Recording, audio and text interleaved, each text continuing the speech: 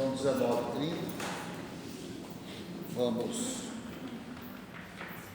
dar início aos nossos estudos, toda quarta-feira, em nome de Deus, em nome de Jesus, os bons espíritos, os guias, mentores, os instrutores que nos acompanham, nos intuem. Pedi para o Lucas da Cláudia, que veio hoje. Sabe quem é a Cláudia? Sei. O Lucas. O que tem a menina dele? Foi para o TI. De vez em quando ele sopra o TI. Quem somos, mais uma vez, muito agradecidos pela oportunidade de estarmos aqui, por nosso melhoramento, das nossas instruções, sempre no sentido de fortalecer a nossa caminhada evolutiva. Pedimos à espiritualidade que zele pelo equilíbrio vibratório no ambiente da sala, não permitindo a presença de entidades que não sejam alinhadas com os propósitos da reunião, sobretudo aquelas que nos distraem, nos perturbam, nos desviam a atenção e dificultam o entendimento dos textos reservados para a noite de hoje. Aos encarnados, nós pedimos as preces e nessas preces que nós vibremos pelo irmão Lucas, filho da Cláudia, que passa por dificuldades com sua saúde física, que a espiritualidade possa acompanhá-lo, fortalecê-lo dentro do seu merecimento e do conjunto das suas provas e expiações, bem como daqueles familiares que acompanham. E através das nossas preces sabemos que estabelecemos uma aliança com os irmãos do plano espiritual e através dessa aliança a ajuda dos nossos irmãos é facilitada. Hoje, no caso, o entendimento das palavras reservadas para essa noite. Pai nosso, que estais no céu, santificado seja o vosso nome, venha a nós o vosso reino, seja feita a vossa vontade, tanto na terra quanto no céu. O pão nosso de cada dia, dai-nos hoje, Senhor. Perdoa, Pai, as nossas dívidas, as nossas ofensas, assim como nós perdoamos os nossos devedores e aos nossos ofensores. E não nos deixeis cair em tentações, mas livra-nos de todo o mal, que assim seja. Muito bem. No livro O Céu e o Inferno, hoje nós vamos começar o capítulo 7 da segunda parte, que é o capítulo que trata dos espíritos endurecidos, aqueles espíritos que ainda passam, por dificuldades de entender toda a transição, entender os erros, entender os descaminhos que eles tomaram, E muitos ainda não reconhecem a necessidade do arrependimento, a necessidade, do reconhecimento dos erros para seguir a jornada. Então, os espíritos endurecidos, e nós vamos começar aí com a comunicação, o espírito de Lapomerai. Não sei se é essa a pronúncia, tá? E entre parênteses, castigo pela luz. Nós vamos entender por que tem esse subtítulo, vamos assim dizer, castigo pela luz. Acharam aí? Quem está acompanhando? Show? Muito bem. Em uma das sessões da Sociedade de Paris, durante a qual se discutira a perturbação que geralmente acompanha a morte, um espírito ao qual ninguém fizera alusão, ninguém falou dele, fez referência a ele, e muito menos se pretendera evocar, não foi evocado esse espírito, manifestou-se espontaneamente pela seguinte comunicação que, conquanto não assinada, se reconheceu como de um grande criminoso, recentemente atingido pela justiça humana. Então estava lá um grupo de pessoas, provavelmente de médiuns também, na Sociedade de Paris, e esse espírito se manifestou. Não foi chamado, ninguém citou ele, ninguém fez referência a ele, E ele se manifestou de forma completamente espontânea.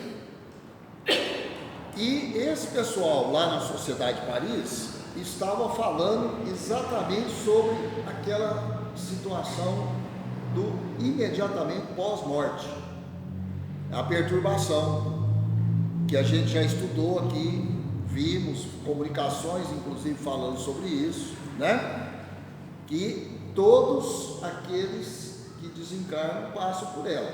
O que muda é a intensidade da perturbação e a duração da perturbação para cada um de nós. Mas todos passamos por uma certa perturbação, uns mais, outros menos. Então, vamos ver esse aqui, o que ele falou assim que ele se manifestou. Que dizeis da perturbação? O Espírito pergunta para os médiuns lá presentes. Para que essas palavras ocas? Já demonstrou aí, uma certa agressividade. Já falou que o pessoal ali estava conversando coisa vazia, oca, Sois sonhadores e utopistas.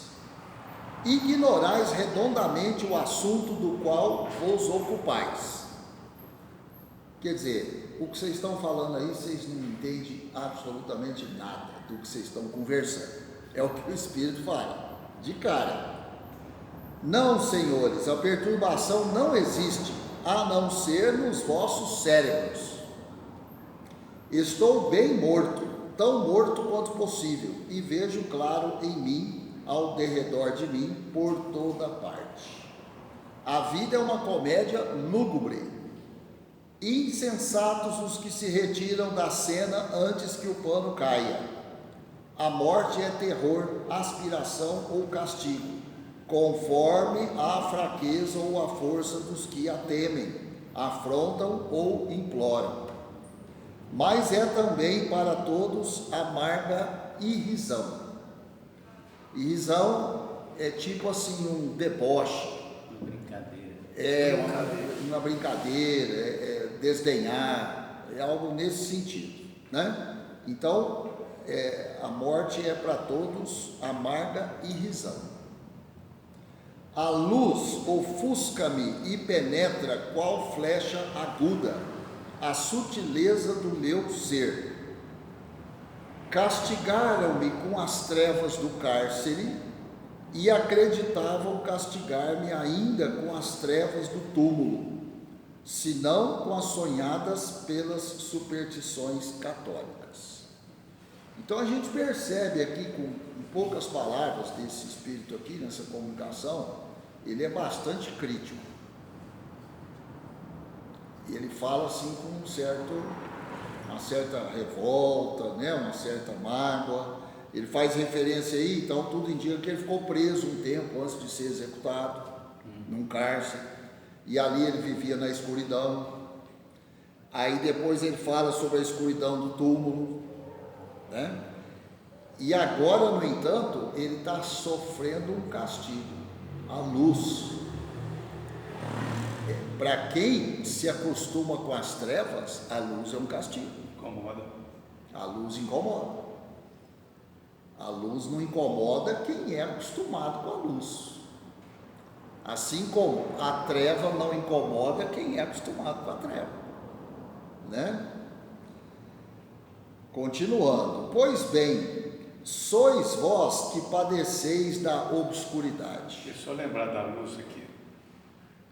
No deserto lá em Damasco, quando Paulo estava no deserto, a luz de Jesus era tão forte que o Paulo naquela época estava nas trevas. E o que ele fez? A luz foi tão forte que ele consegue uns 3, 4 dias. Até ofuscou, ele ficou até cego. Aí depois voltou ao normal. Só para lembrar o que a luz fez. Verdade. Então, pois bem, sois vós, quer dizer, ele falando para os que estavam lá na reunião, lá na sociedade religiosa. Sois vós que padeceis da obscuridade, enquanto eu, degradado social, me coloco em plano superior. Eu quero ser o que sou, forte pelo pensamento, desdenhando os conselhos que zumbem aos meus ouvidos. Vejo claro, um crime é uma palavra. O crime existe em toda parte. Quando executado pelas massas, glorificam-no, e individualizado, consideram-no infâmia. Absurdo. Então, ele tem uma língua afiada. Ele tem uma língua afiada. Eu entendi isso. Se você for para a guerra e matar, está tudo bem. É um crime, né, em massa. Aí está tudo certo. Inclusive pode ganhar uma medalha, né? Mas um chegar e eliminar o outro, vai ser guilhotinado. Não quero que me deplorem, nada peço. Lutarei por mim mesmo, só contra essa luz odiosa.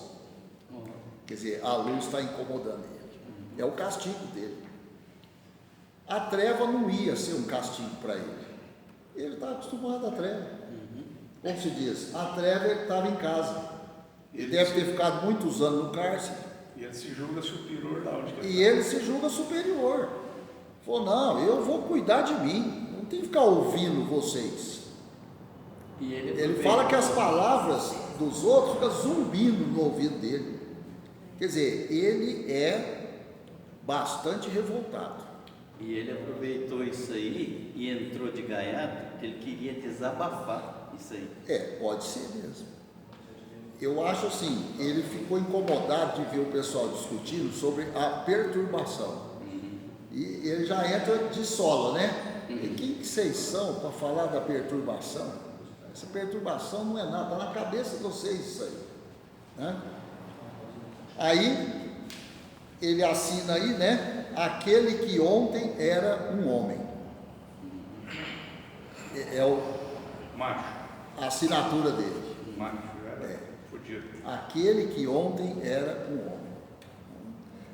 Aí o cartão de visita dele foi esse, para o nosso estudo, para a gente saber com quem está se lidando nessa comunicação.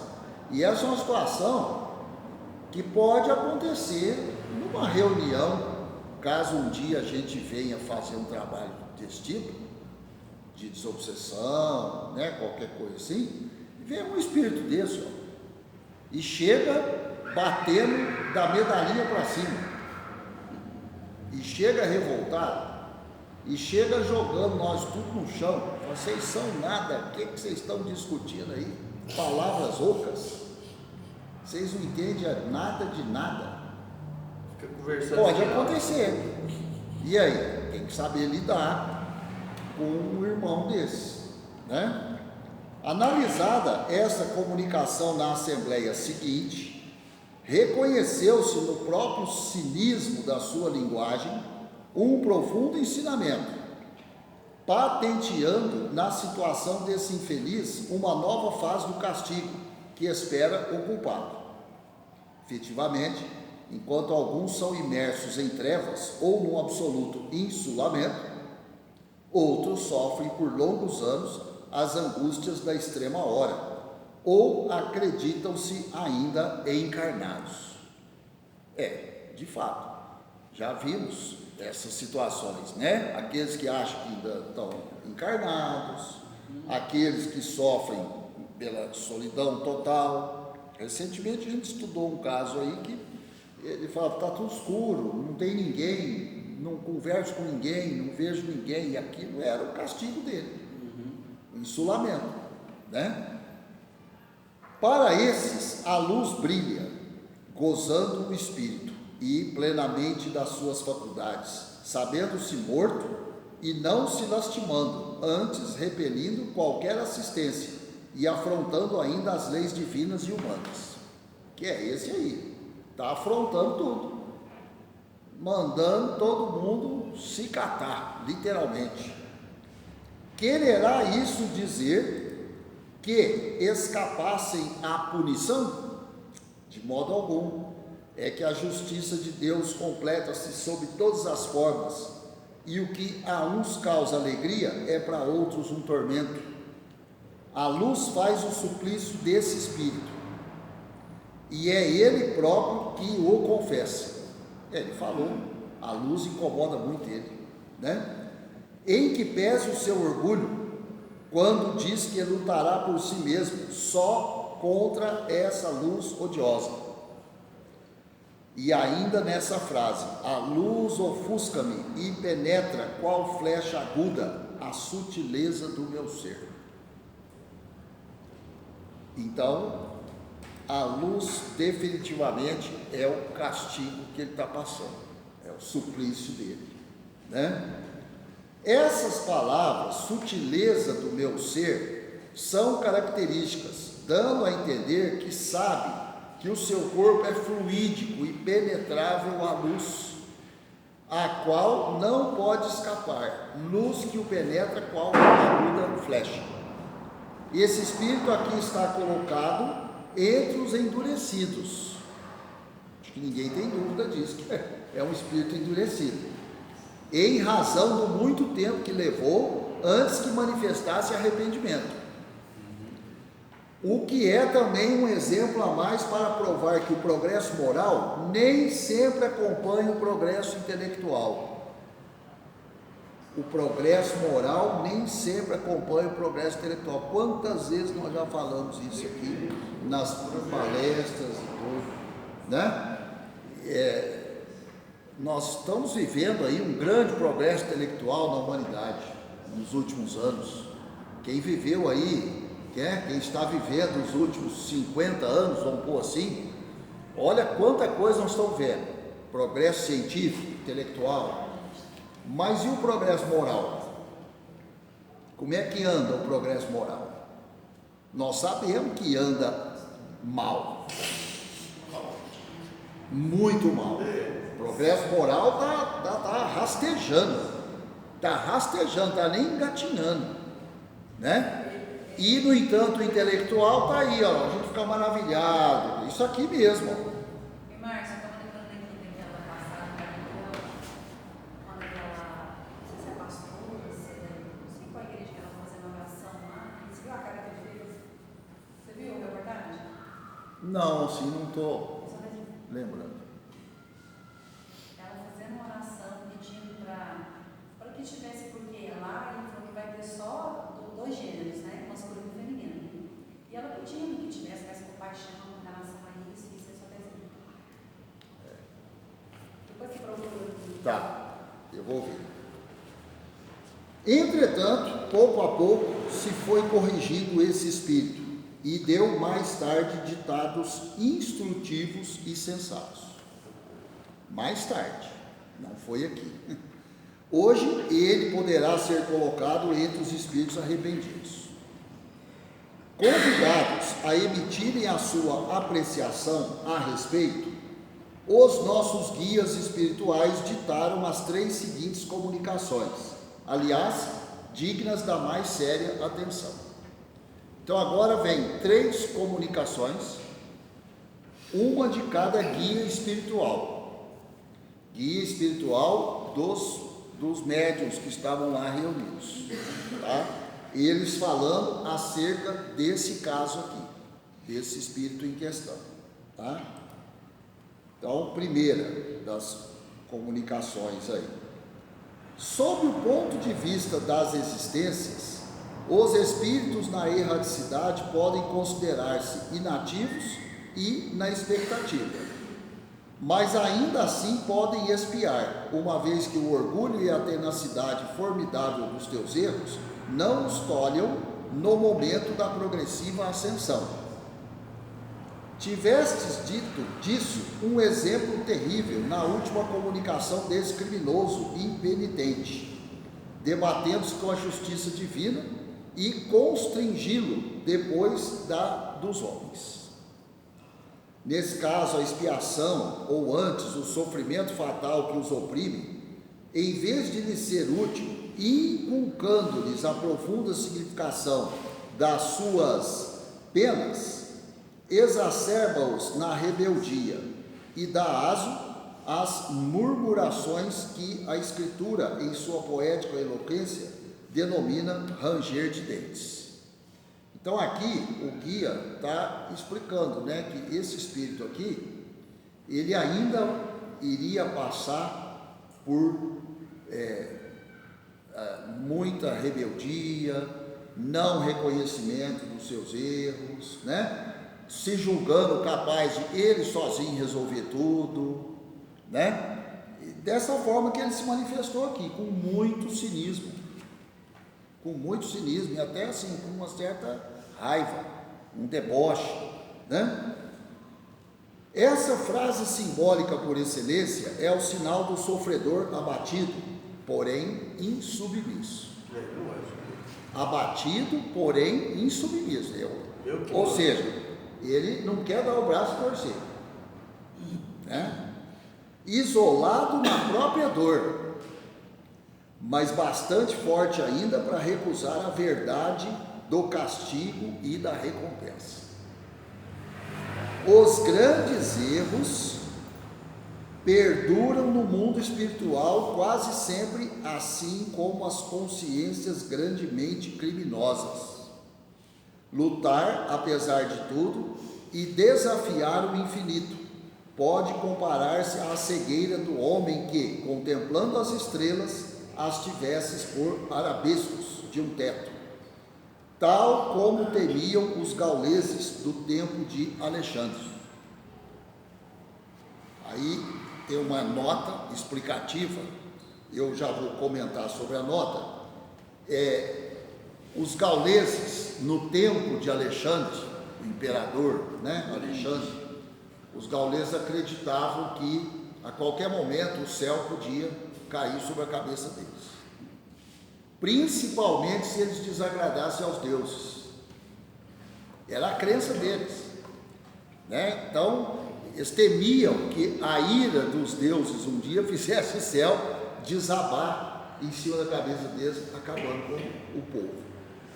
É isso que quer dizer aí nessa nota. O infinito moral existe, e miserável e mesquinho é quem, a pretexto de continuar as lutas e imposturas abjetas da terra, não vê mais longe no outro mundo do que neste. Então, em outras palavras, aquele que não tem o devido esclarecimento, reconhecimento dos seus erros, né, ele não consegue enxergar muito distante. Ele não consegue, ele pensa que tudo se resume a esse mundo. Tudo vai iniciar e acabar aqui. Ou seja, ele não tem a menor noção da eternidade do mundo. Não tem, né? Das sucessivas reencarnações, não tem. Por isso que é um espírito endurecido. Difícil de, como se diz, de melhorar. Vai melhorar, mas deu trabalho. O endurecido dá muito trabalho. Tem nem gente conversar com ele. Muitas vezes não. Ele não entende. Ele não aceita, ele não entende, né? Ele, igual ele falou aqui, essa conversa oca de vocês aí, ó, você vai falar o quê? Se o outro pensa que a sua conversa é oca, o que você vai falar? Né? É igual às vezes a gente não deve fazer isso, mas às vezes sem perceber a gente faz. Você quer convencer algum ensinamento da doutrina, para um que é completamente avesso à doutrina, ignorante, está ainda na escuridão da ignorância, nas trevas da ignorância, ele vai ficar nervoso com você, vai brigar com você, às vezes vai te ofender. Ora para ele, melhor. Ele ainda não está preparado para entender aquilo, nem para te ouvir está preparado. Então não adianta você querer obrigar ele a te ouvir, a entender reencarnação, né? Evolução espiritual. Não adianta, ele não vai entender isso. Nós estamos aqui estudando há quanto tempo, às vezes a gente tem dificuldade de entender certas coisas. Imagina aquele que é completamente obtuso, intelectualmente falando. Aí vai você lá, é o famoso murro e ponta de faca. Não vai dar, né? Para esse, a cegueira, o desprezo à lei, o egoístico sentimento da personalidade são empecilhos ao seu progresso. A cegueira, o desprezo alheio, está falando do espírito aí, o egoístico sentimento da personalidade, eu resolvo tudo, eu não preciso de vocês, muito menos do conselho de vocês, né? São empecilhos ao seu progresso. Quer dizer, além de ser ignorante, ele tem tudo isso aí que acaba criando uma carapaça que vai dificultar o progresso dele. Então vai demorar a melhorar mesmo, vai demorar a melhorar. Tem que ter uma paciência infinita com o espírito endurecido, né? Homem, é bem verdade que existe um acordo secreto entre a imortalidade de um nome puro, legado à terra, e a imortalidade realmente conservada pelos espíritos, nas suas sucessivas provocações. Quem escreveu toda essa análise aí, numa comunicação, foi o guia espiritual aí, o Lamennais. Esse é o primeiro dos três que fizeram a análise dessa comunicação, primeiro dos três guias. Agora vem o outro número 2, outro guia que vai fazer a análise dele diante da comunicação inicial que nós vemos. Estão acompanhando, gente? Está todo mundo entendendo? Sim. Precipitar um homem nas trevas ou em ondas de luz não dará o mesmo resultado? Está perguntando. Precipitar um homem nas trevas ou em ondas de luz não vai dar o mesmo resultado? Num como no outro caso, esse homem nada vê do que o cerca e habituar-se-á mesmo mais facilmente à sombra do que à monótona claridade elétrica, na qual pode estar submerso. O espírito manifestado na última sessão, o espírito, a comunicação inicial, tá? Exprime bem a verdade quando diz: eu saberei libertar-me dessa odiosa luz. O egoísmo. Eu saberei libertar-me dessa odiosa luz. De fato, essa luz é tanto mais terrível, horrorosa, quanto ela o penetra completamente e lhe devassa os pensamentos mais recônditos. Aí está uma das circunstâncias mais rudes de tal castigo espiritual. O espírito encontra-se, por assim dizer, na casa de vidro pedida por Sócrates. É que o Sócrates, falando sobre esse assunto lá no passado, eu fui tentar achar alguma coisa disso aqui, ele faz uma referência que todo mundo, quando desencarnasse, deveria primeiro ficar um tempo nessa casa de vidro. É que nos conceitos que o Sócrates tinha, era uma forma assim da gente entender quem nós somos quando desencarnados. Então, para o Sócrates, todo mundo tinha que passar por essa casa de vidro. Era uma espécie de um filtro, onde a gente ia ver, não, quem sou eu? Lá na casa de vidro eu vou ficar sabendo, né? Porque enquanto eu estou encarnado, eu não sei quem sou eu. Disso decorre ainda um ensinamento visto como o que seria alegria e consolo para o sábio, transforma-se em punição infamante e contínua para o perverso, para o criminoso, para o parricida, sobressaltado em sua própria personalidade. Meus filhos, calculai o sofrimento, o terror dos hipócritas, que se compraziam em toda uma existência sinistra a planejar, a combinar os mais hediondos crimes no seu foro íntimo, quais feras refugiadas no seu antro, e que hoje, expulsas desse covil íntimo, não se podem furtar à investigação dos seus pares. Ou seja, está fazendo aqui um comentário seguinte, que quando a gente desencarna, como eu falei da casa de vida do Sócrates, aí nós vamos verdadeiramente ver quem nós somos. Aí não tem como esconder nada, que é o que está acontecendo com ele. Por isso que a luz está incomodando ele, porque quando ele estava encarnado, seja no cárcere, seja na vida de crimes, que ele pelo jeito era um criminoso, ele estava escondido, ele vivia camuflado, só ele sabia do que ele arquitetava na cabeça dele, doida, maluca. Mas ao desencarnar, não tem essa proteção mais. Aí tudo vai ficar bem transparente. Então, no caso do espírito desse, a luz deve incomodar muito mesmo. A luz deve incomodar um absurdo, porque aí não tem nada escondido mais. Tudo é revelado. A mente doentia de um criminoso fica totalmente exposta.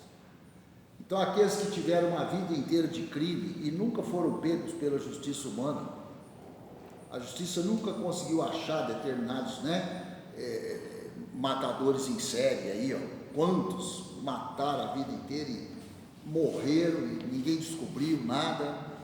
Pois é um grande engano ele achar, é um caso de espírito endurecido. Não, ninguém nunca me pegou, lá na Terra, encarnado. Quando você desencarnou, todo mundo está sabendo quem você é, todo mundo, a humanidade inteira, Arrancada que lhe seja a máscara da impassibilidade, todos os pensamentos se lhe estampam na fronte. Sim, e além de tudo, nenhum repouso, nada de asilo para esse formidando criminoso. É o que eu acabei de falar. Todo pensamento mau, e Deus sabe se a sua alma o exprime, se lhe atrai por fora e por dentro, como impelido por choque elétrico irresistível. Procura esquivar-se à multidão, e a luz odiosa o devassa continuamente. Quer fugir e desanda numa carreira infrene, desesperada, através dos espaços incomensuráveis, e por toda a parte, olhares que o observam. Deve ser um negócio terrível, porque não tem para onde o cara correr. Na imensidão do infinito, do espaço, não tem como se esconder.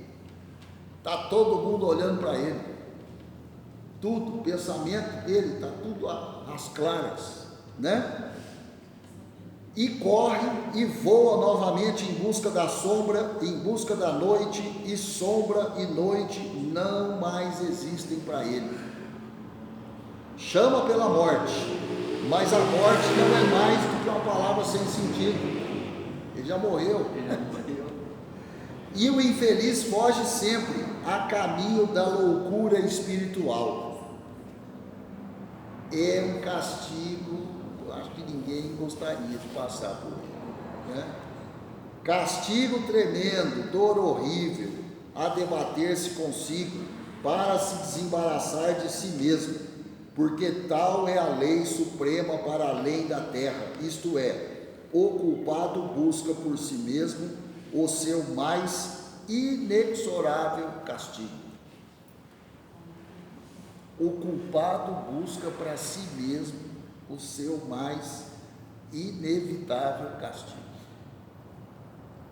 Quanto tempo durará esse estado? Até o momento em que a vontade, por fim vencida, se curve constrangida pelo remorso, humilhada à fronte altiva ante os espíritos da justiça e ante as suas vítimas apaziguadas. Notai a lógica profunda das leis imutáveis. Com isso, o Espírito realizará o que escrevia nessa altaneira comunicação tão clara, tão lúcida, tão desconsoladoramente egoística, comunicação que vos deu na sexta-feira passada, redigindo-a por um ato da sua própria vontade. Essa é a análise da comunicação, foi feita aí pelo guia Erasto, que assinou Erasto. Que análise, hein? O Erasto pegou pesado.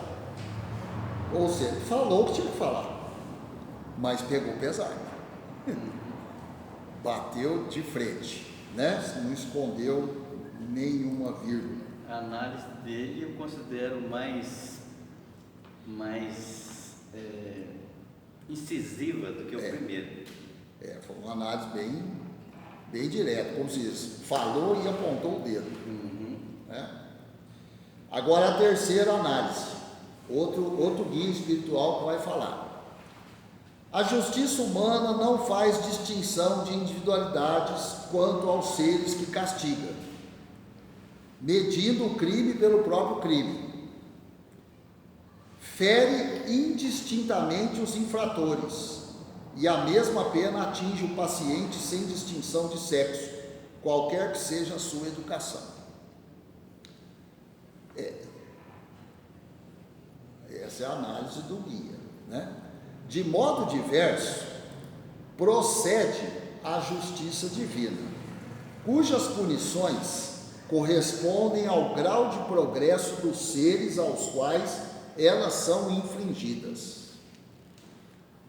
Bom, não é difícil a gente entender, né, que a justiça divina é perfeita e não tem nem como comparar com a justiça humana. A justiça humana tem muitas falhas, né? Muitas falhas. Igualdade de crimes não importa, de fato. Igualdade individual, visto como dois homens culpados, sob o mesmo ponto de vista, podem separar-se pela dessemelhança de provações, emergindo um deles na opacidade intelectiva dos primeiros círculos iniciadores, enquanto o outro dispõe, por haver ultrapassado esses círculos, da lucidez que isenta o espírito da perturbação. Ou seja, perante a justiça divina, vai se diferenciar um espírito de outro. Eles podem ter cometido o mesmo crime.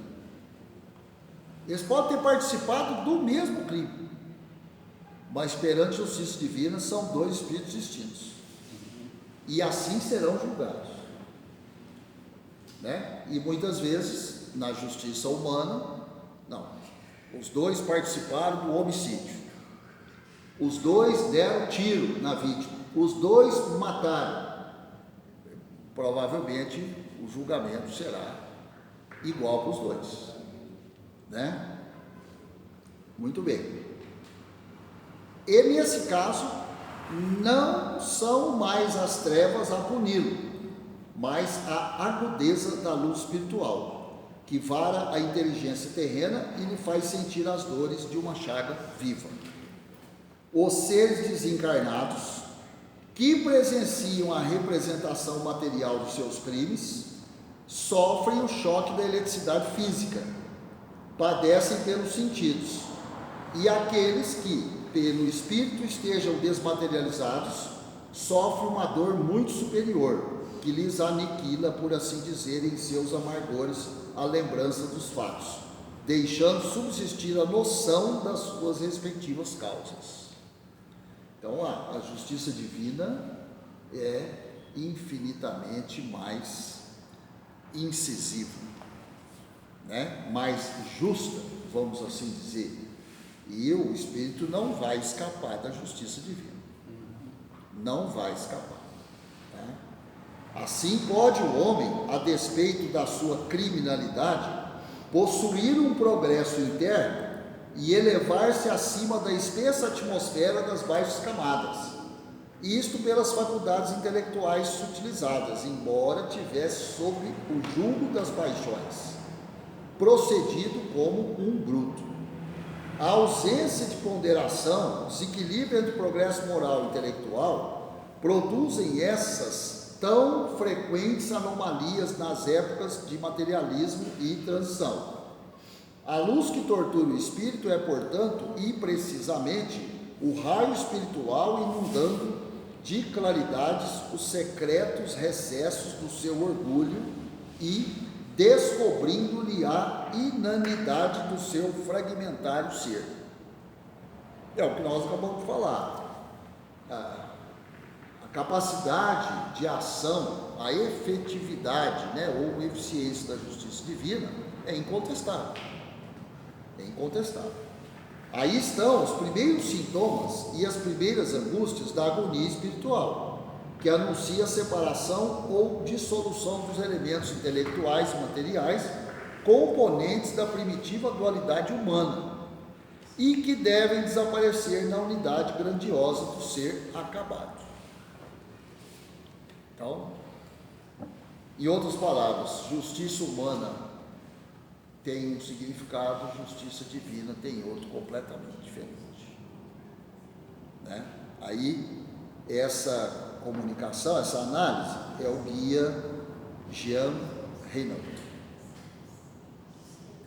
que, assim, eu entendi que esse Jean Reynaud aí, ele faz uma análise mais, parece que intelectualizada, mais complexa um pouco, Mas os três analisaram, Eu acho que deu para a gente entender alguma coisa dos três, das três análises, e talvez a gente tenha sido mais impactado pela análise do segundo, que parece que ele foi, como você falou, ele tocou mesmo na ferida. Ele usou um palavreado mais inteligível para a gente, para o nosso nível. E essa consideração que esse terceiro fez aí no início, não é bem assim, Então, eu até dei uma parada aqui, porque eu não vou discutir com o espírito, jamais. Não vou bater de frente com o guia espiritual, nunca, Mas assim, dentro da nossa ignorância e do que a gente vê nesse mundo aqui, esse começo aí, a gente tem que engolir meio sem mastigar. Distinção de individualidades, distinção que tem fé, fratura na mesma pena, ativo paciente sem distinção de sexo, qualquer que seja a sua educação. A gente sabe que quem tem discurso superior. Aquele paninho que o símbolo lá da justiça tem nos olhos, ele não tampa muita coisa, não. Ela não é tão cega assim, não. Deveria ser, E os dois pratos da balança em equilíbrio, deveria estar em equilíbrio, a gente sabe que não está. Mas tudo isso perante a nossa justiça. Tudo isso perante. Por isso que a nossa justiça é nada. E a gente, tem que depositar toda a confiança na justiça divina. Porque é dessa que ninguém vai escapar. Eu posso até ludibriar a justiça aqui, cometer um crime e conseguir sair ileso. Eu tenho um álibi, Mas da justiça divina eu não vou escapar. Mas o André falou segunda-feira, quem está aqui que lembra pode. Ele disse que na Itália, os condenados iam para o convento, os franciscanos, E outros iam para a cadeia. Lá na cadeia ficava 3 anos, lá nos franciscanos ficava 2. Alguns reincidentes pediu para ir para a cadeia, porque lá na cadeia era melhor do que lá. Porque lá nos franciscanos eles iam aprender o que eles estavam passando por aqui, tinha que trabalhar, tinha que pagar de alguma forma. E lá na cadeia não, Lá é tudo tratado da mesma forma, do mesmo jeito. O crime fica de boa, você vai dormir o dia inteiro, vai ver a sua internet, do seu jeito. Lá nos franciscanos tinha que trabalhar. Era bem diferente, Seu próprio dinheiro. E mostra lá porque que estava lá, né? Na cadeia era 3 anos, lá no convento, lá era 1 ano.